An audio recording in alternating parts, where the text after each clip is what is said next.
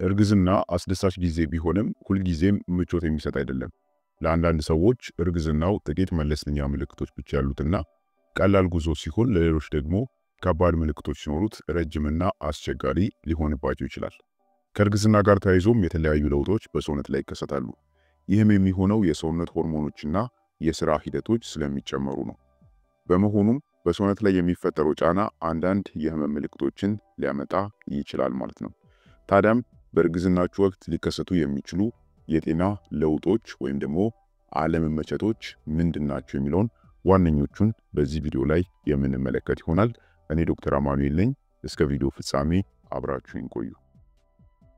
አንደኛውና የመጀመሪያው የእግር ማበጥ። በእርግዝና ወቅት በተለይም ከሰዓት በኋላ ወይም በሞቃት የአየር ጠባይ ወቅት የእግርና የቁርጭምጭሚት እብጠት በጣም የተለመደ ነው። በስበት ኃይል ውስጥ የተያዘው የሰውነት ፈሳሽ ወደ ታች ዝቅ አድርጎ ወደ እግር ውስጥ የመሰብሰብ አዝማሚያ አለው። ፈሳሹ ተመልሶ የደም ዝውውር ስርዓቱ እንዲገባ ለማድረግ በተቻለ መጠን እግርን ከፍ ለማድረግ መሞከር ያስፈልጋል። የእግር እብጠት በእርግዝና ወቅት አብዛኛውን ጊዜ አደገኛ አይደለም። ነገር ግን ጠዋት ከእንቅልፍ ስትነሱ ወይም ስነቁ ከባድ እብጠት ወይም በማንኛውም ጊዜ የእጅና የፊት እብጠት ካለ የቅድመ ኢክላምሲያ ምልክቶች ሊሆኑ ይችላሉ። ይህ ማለት ከፍተኛ የደም ግፊት ማስጠንቀቂያ ምልክቶች ማለት ነው። ስለሆነም ወደ ጤና ተቋም መሄድና መመርመር ወይም ደግሞ መታከም ያስፈልጋል ማለት ነው። እብጠቱ ድንገተኛ ከሆነና ጠዋት ስትነቁ የሚከሰት እብጠት ከሆነ እንዲሁም የፊት የእጅ ማበጥ ካለ ይህንን ችላ ልትሉ አይገባም። ሁለተኛ የብልት ፈሳሽ ወይንም የማህፀን ፈሳሽ ነው። የሆርሞን ለውጦችና በደም አቅርቦት መጨመር ምክንያት ነፍሰ ጡር ሴቶች ብዙውን ጊዜ የብልት ፈሳሽ መጨመር ያጋጥማቸዋል። የተለመደው የብልት ፈሳሽ ጥርት ያለ ወይም ነጭ ሽታ የሌለውና ምንም አይነት መቆጣትን የማያመጣ ነው። ነገር ግን ማቃጠል ካለ፣ ማሳከክ፣ እብጠት፣ መጥፎ ሽታ፣ ደም የቀላቀለ ፈሳሽ እንዲሁም ደማቅ ቢጫ ፈሳሽ ወይም አረንጓዴ ፈሳሽ ካጋጠመሽ ይህም የፈንገስ ኢንፌክሽን ምልክት ሊሆን ስለሚችል ከነዚህ ምልክቶች ውስጥ አንዱን ማየት ወይም ደግሞ አንዱን ካየሽ የማህፀንና የጽንስ ስፔሻሊስትን ማማከር ይኖርብሻል ማለት ነው። ስለዚህ ይሄም በእርግዝናችሁ ወይም ደግሞ በእርግዝናሽ ጊዜ የሚለወጥ የማህፀን ፈሳሽ ካስተዋልሽ ይሄም ችላ ልትይው የማይገባ አንዱ በእርግዝናሽ ወቅት ሊያጋጥምሽ የሚችል ውስብስብ የሆነ ችግር ነው ማለት ነው። ሶስተኛ ድካም። ለአንዲት ነፍሰ ጡር ሴት ሁልጊዜም ቢሆን ድካም መሰማት የተለመደ ነው። ምክንያቱም ጉልበቷ ለህፃኑ እድገትና እሷም ላይ እየደረሱ ላሉት አካላዊና ስሜታዊ ለውጦች እየዋለ ስለሆነ ነው። ዝቅተኛ የአይረን መጠን ደግሞ የደም ማነስን ሊያስከትል ይችላል። ይህም በተራው ድካሙን ያባብሰዋል ማለት ነው። ስለሆነም ተጨማሪ የእረፍት ጊዜ ለራስሽ መስጠት አለብሽ። ጉልበትሽን ለመመለስ እንቅልፍ ውሰጂ። እናም ደግሞ ቀደም ብለሽ መተኛት ይኖርብሻል። የምታደርጊውን ማንኛውም ቢሆን አካላዊ እንቅስቃሴ ከእረፍት ጋር አመጣጥኝ። መቀመጥ ብቻም ቢሆን እንኳን ማለት ነው። ቀላል እስከ መካከለኛ የሆነ የአካል ብቃት እንቅስቃሴን በዕለት ተዕለት እንቅስቃሴሽ ውስጥ አካቺ።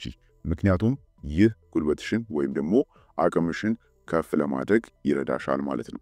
ጉልበትሽን ለመጨመር በቂ ፕሮቲንና አይረንን ከምግብ እያገኘሽ መሆንሽን ልታረጋግጪ ይገባል። ለደም ማነስ ምርመራ እንድታደርጊም የማህፀንና የጽንስ ስፔሻሊስትን መጠየቅ ትችያለሽ ማለት ነው። ስለዚህ ድካምም ሊከሰት ወይም ደግሞ ሊያጋጥምሽ የሚችል አንዱ የእርግዝናሽ ችግር ነው። አራተኛ የድድ መድማት። ድድ በእርግዝና ጊዜ ለስላሳ ሲሆን ሊያብጥና ቆሻሻ የማጣራት አቅሙም ሊደክም ይችላል። ይህም የሚሆነው በሆርሞኖችሽ መጨመር ምክንያት ነው። የድድ መድማትና መጠዝጠዝ ሲያጋጥምም ለመከላከል በደንብ ጥርስን ማጽዳትና ለጥርስ ማጠናከር የሚመከሩ ምግቦችን መመገብ ያስፈልጋል። አምስተኛ ብዙ ሙቀት ወይም ደግሞ ላብ መሰማት። በእርግዝናሽ ወቅት የሙቀት ስሜት በጣም የተለመደ ነው። እናም ሌሎች የማስጠንቀቂያ ምልክቶችም ይሄ ማለት እንደ ኢንፌክሽን ምልክቶች ያሉ እስካልሆኑ ድረስ መጨነቅ የለብሽም። ይህንን ችግር ለማስወገድም በቀዝቃዛ ውሃ መታጠብ፣ ስስ ልብስ መልበስ፣ ቶሎ ቶሎ መታጠብና ብዙ ውሃና ሌሎች ፈሳሾችን መጠጣት ያስፈልጋል። ስድስተኛ የትንፋሽ መቆራረጥና የማዞር ስሜት። የሳምባችንን ክፍል ከሆድ ዕቃችን የሚለየው ዲያፍራም የተባለው ጡንቻ በእርግዝናው ጫና ምክንያት ወደ ላይ ሊገፋ ስለሚችል የትንፋሽ መቆራረጥ ሊያጋጥምሽ ይችላል። ከዚህም ጋር ተያይዞም የደም ማነስ ወይም የደም ግፊት መቀነስ የማዞር ስሜትን ሊያመጣ ይችላል። ከዚህም ጋር ተያይዞም የደም ማነስ ወይም የደም ግፊት መቀነስ የማዞር ስሜትን ሊያመጣ ይችላል። ይህም ሲሆን ቀላምሮ በመተኛት ማዞር ሲኖር ደግሞ ቁጭ በማለት ጭንቅላትን እግር መሃል በመቅበርና በአጠቃላይ እረፍት በማድረግ መከላከል ይቻላል። ሰባተኛ የእንቅልፍ ችግሮች። አንዳንድ ነፍሰ ጡር ሴቶች ሙሉ ቀን የእንቅልፍ ስሜት ይሰማቸዋል። በተለይ በመጀመሪያዎቹ 3 ወራት ውስጥ ይህ የተለመደ ነው። ሰውነታቸው ፍጥነታቸውን እንዲቀንሱና እንዲያርፉም እየነገራቸው ስለሆነ ነው። ድካም እስካልተሰማችሁ ድረስ ጣልቃ መግባት አያስፈልግም። ሆኖም ግን ይህ ስሜት የበዛ ከሆነና እንዲሁም ደግሞ ቶሎ መድከምና አቅም ማጣት ካለ ይህም እንደ ከባድ ህመም፣ የመንፈስ ጭንቀት ወይም የደም ማነስ ያለ ችግር ምልክት ሊሆን ይችላል። አንዳንድ ጊዜም ነፍሰ ጡር ሴቶች ለመተኛት ይቸገሩ ይሆናል ወይም ከአጭር ጊዜም በኋላ ከእንቅልፋቸው ተነስተው ተመልሰው ለመተኛት ሊቸገሩ ይችላሉ። ስምንተኛ የሽንት ቶሎ መምጣትና የሽንት ማምለጥ። ማህፀን ውስጥ የሚያድገው ጽንስ የሽንት ከረጢት ላይ ጫናን ስለሚፈጥር በተደጋጋሚ ሽንት መምጣትና በተለይ በመሳቅና በማስነጠስ ጊዜ ሽንት ሊያመልጥሽ ይችላል። ይህም ብዙ ሊያሳስብ አይገባም። ይህን ችግር ከሰዓት በኋላ በምትወስዱት የውሃ መጠን በመቀነስ መከላከል ትችላላችሁ። እንዲሁም ደግሞ በሆርሞን መጨመር ምክንያትም በመጀመሪያዎቹ የእርግዝና ወራቶች አካባቢ የሽንት መጠን መጨመር ሊያጋጥምሽ ይችላል። ይሄ ምንም አይነት የሚያሳስብ ነገር አይደለም፣ የተለመደ የእርግዝናሽ አካል ነው ማለት ነው። ዘጠነኛ የሆድ ድርቀትና የፊንጢጣ አካባቢ እብጠት። በእርግዝና ጊዜ የሚመረቱ ሆርሞኖች የምግብ አፈጫጨት ፍጥነትን ስለሚቀንሱ የሆድ ድርቀትን ያመጣሉ። ይህም ሆድ ላይ እርግዝናው ከሚያመጣው ጫና ጋር ተያይዞ የፊንጢጣ አካባቢ እብጠት፣ ይሄ ማለት ኪንታሮትን ሊፈጥር ወይም ደግሞ ሊያስከትል ይችላል።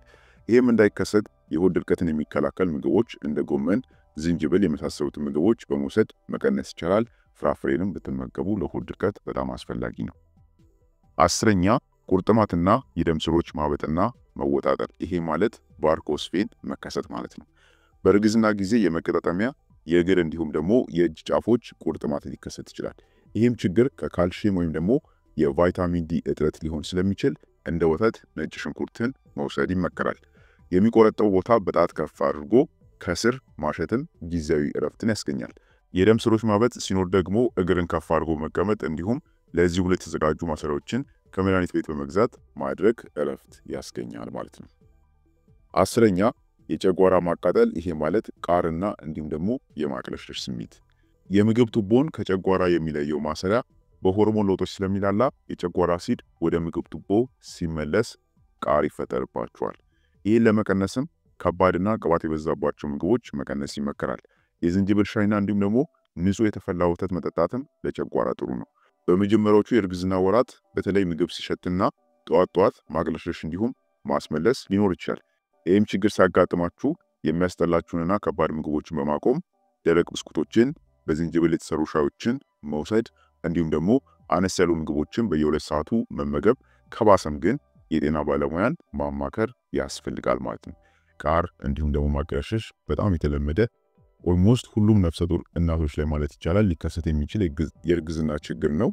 በመሆኑም ይህንን ችግር የዝንጅብል ሻይን በመጠኑ በመውሰድ ደረቅ ብስኩቶችን በመመገብ እንዲሁም ደግሞ አነስ ያሉ ምግቦችን በየሰዓት ልዩነት በመመገብ መቀነስ እንዲሁም ደግሞ ኢፌክቱን ተጽዕኖውን ማስተካከል ይቻላል ማለት ነው። 12ኛ የማህፀንና የሰውነት አካባቢ ማሳከክና የሸንተረር ምልክቶች መውጣት።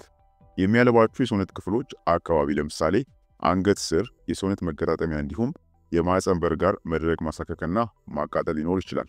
ከዚህ ጋር ተያይዞም ቆዳችሁ ሲወጠር ነጭና ጥቋቁር የሸንተረር ምልክቶች እግርና ሆድ ላይ ይታያሉ።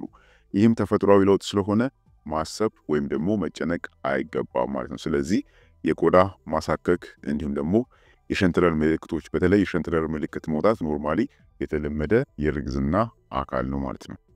13ኛ የጀርባ ህመም። ክብደት እየጨመርሽ ስትሄጂ እናም እየሰፋ የመጣው ሆድሽ የስበት ማዕከልሽን ወደፊት ሲጎትተው የጀርባሽና እንዲሁም ደግሞ የትከሻሽ ጡንቻዎች ከፍተኛ ውጥረት ወይም ደግሞ ጫና ይደርስባቸዋል።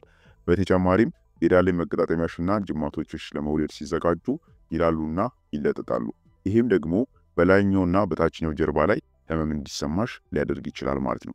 ብዙ ነፍሰ ጡር ሴቶችም የጀርባ ህመም ያጋጥማቸዋል። የጽንሱ ክብደትና የእንሽርት ውሃው አቋማችሁን ስለሚለውጠው እናም አጥንትና ጡንቻዎቻችሁ ላይ ጫናን ስለሚፈጠር ይህ ይከሰታል ማለት ነው። በአንድ ቦታ ላይ በጣም ብዙ መቆም ወይም ወደፊት ዘንበል ማለት ወይም ደግሞ ከባድ የአካል ስራ የጀርባ ህመም ሊያስከትል ይችላል። ስለሆነም ይህን ለመቀነስ ወይም የጀርባ ህመምን ለማስታገስ ስትቆሚ ቀጥ ብለሽ መቀመጥና መቆምሽን ማረጋገጥ አለብሽ። እናም ለረጅም ጊዜ ከመቆም ወይም ደግሞ ከመቀመጥ መቆጠብ ይኖርብሻል። ስራሽ ብዙ መቀመጥን የሚያካትት ከሆነም ተደጋጋሚ እረፍትን መውሰድ ያስፈልጋል። እንዲሁም ደግሞ መንቀሳቀስ አለብሽ። ምቹ የሆኑ ዝቅተኛ ተረከዝ ያላቸውን ጫማዎችም ይሄ ማለት ፍላት የሆኑ ጫማዎችን ማድረግ ይኖርብሻል።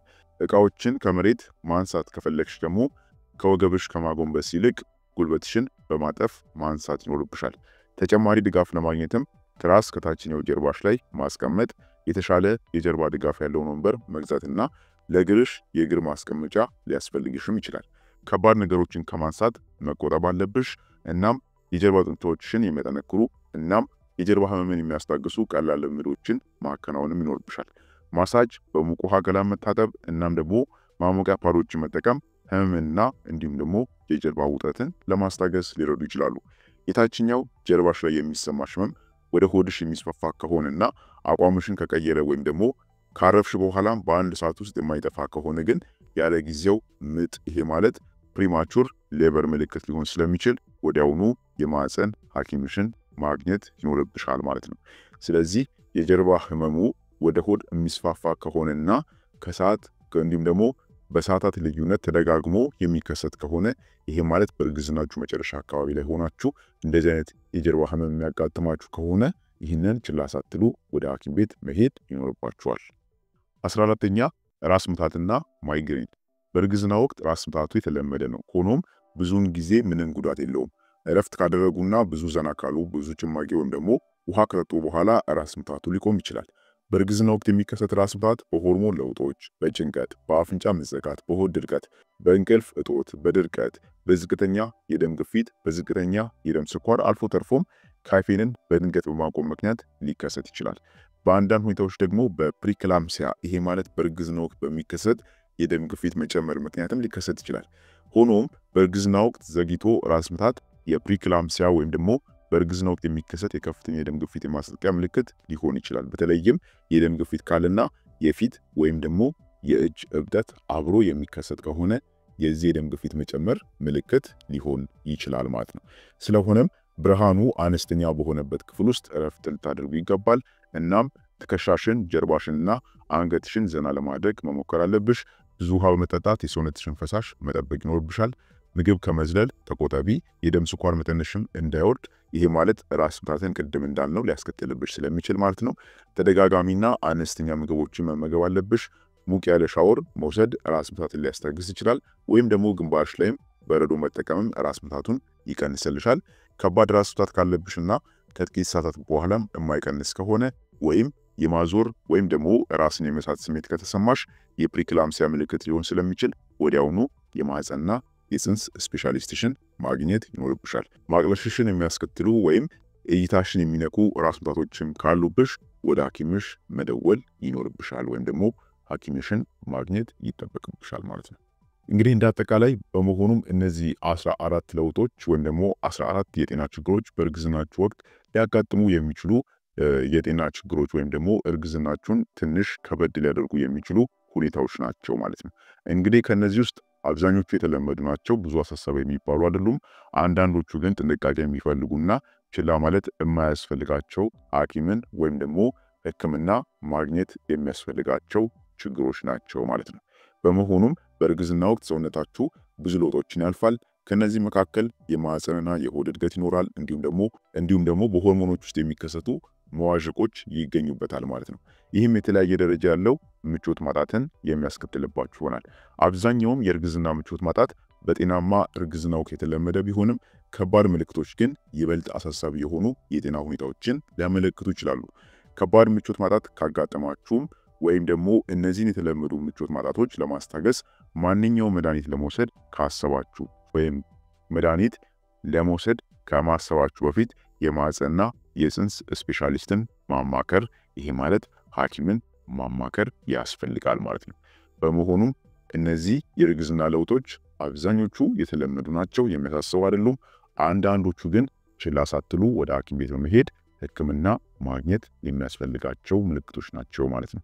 ስለዚህ እንዳጠቃላይ በእርግዝናችሁ ወቅት እነዚህን የመሰሉ የጤና ችግሮች ሊከሰቱባችሁና እርግዝናችሁንም ትንሽ ከበድ ሊያደርጉ ይችላሉ ማለት ነው። ስለሆነም ክቡራን ቤተሰቦች ለዛሬ ነበረን የጤና ትምህርት ይህን ይመስል ነበር። በጣም ጠቃሚና በተለይ ለሁሉም ነፍሰ ጡር እናቶች ማወቅ የሚያስፈልጋቸው አስፈላጊ የሆነ የጤና መረጃ ነው። ስለሆነም ቪዲዮውን በቅንነት ሼር አድርጉልኝ። በቀጣይ ደግሞ በሌላ አስተማሪ በሆነ የጤና ቪዲዮ የምንገናኝ ይሆናል። እስከዛው ግን ቸር ሰንብቱ።